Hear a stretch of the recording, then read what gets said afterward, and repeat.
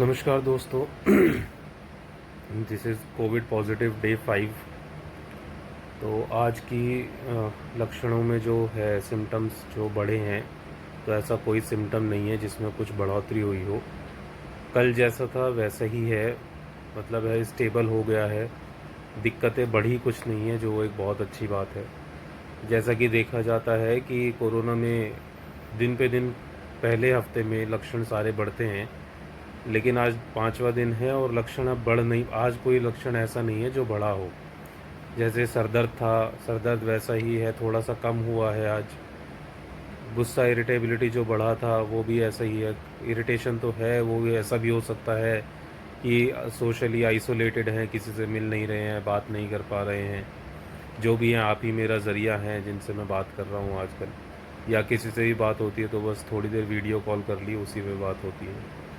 तो एक socially isolated होना भी बहुत बड़ा कारण हो सकता है, जिसकी वजह से ये गुस्सा है, इरिटेबिलिटी है, चिड़चिड़ापन हो रहा है।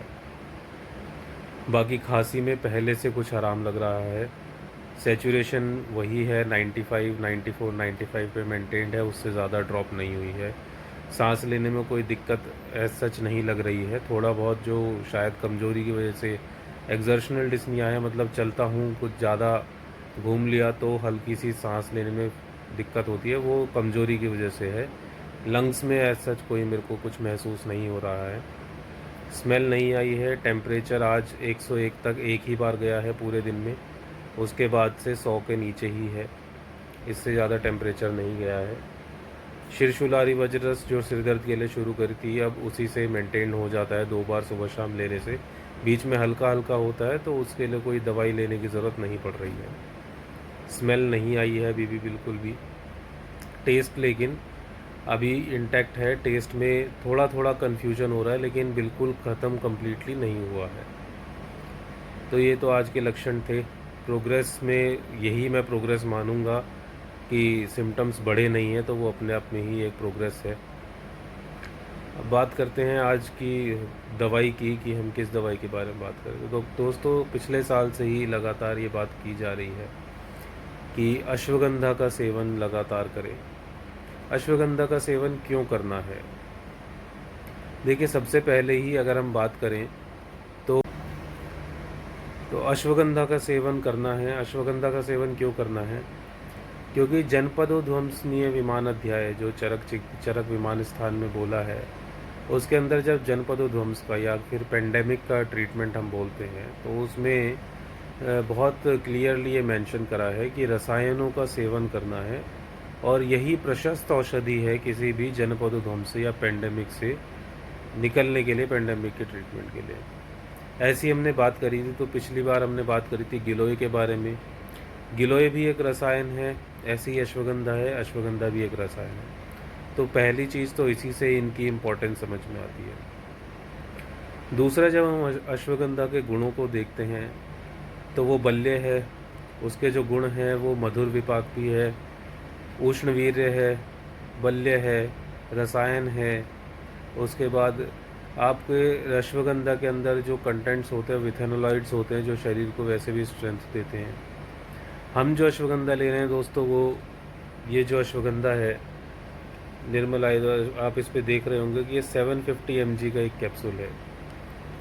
और दोस्तों, ये अश्वगंधा निर्मल आयुर्वेद का जो अश्वगंधा है, ये 750 mg का है, और ये स्टैंडर्डाइज्ड है 8% विथेनोलॉइड से। 100% एक्सट्रैक्ट है 8% विथेनोलॉइड्स का।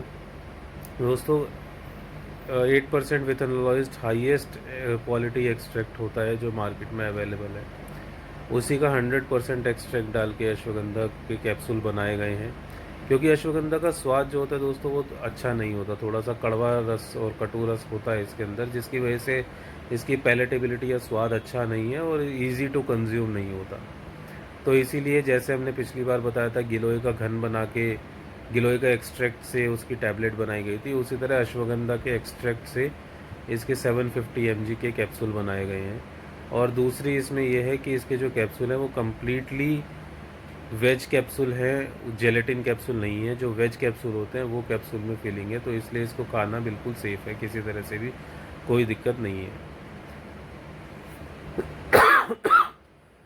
जैसा कि आप देखा आपने अभी कि इतनी देर बात करने के बाद मेरे को खांसी आई, और इतनी देर बात करने के बाद अब थोड़ा सा मेरे को सांस में हल्का सा फ़र्क लगा है। इसके अलावा और ज़्यादा दिक्कत नहीं हो रही है। तो आगे हम बात और भी करेंगे कि अभी मेरे पास बहुत सारे मेरे मित्रों के सवाल आए हैं, पेशेंट्स के सवाल आए कि इसी टाइम पे ये पेंडेमिक इतना एकदम से, 1 साल से कुछ नहीं था, मार्च तक भी कुछ नहीं था, अप्रैल में ही एकदम से क्यों बढ़ा है। तो इसका बिल्कुल मैं कल आपको पूरा स्पष्टीकरण देता हूँ कि क्यों ऐसा हुआ कि अप्रैल में ही ये बढ़ा है, और अगला आयुर्वेद के नज़रिए से क्या प्रिडिक्शन हो सकता है कि नेक्स्ट जो वेव आनी है वो कब आए और हम उसके लिए कैसे तैयार रहें। इसके ऊपर भी हम आगे बात करेंगे। धन्यवाद।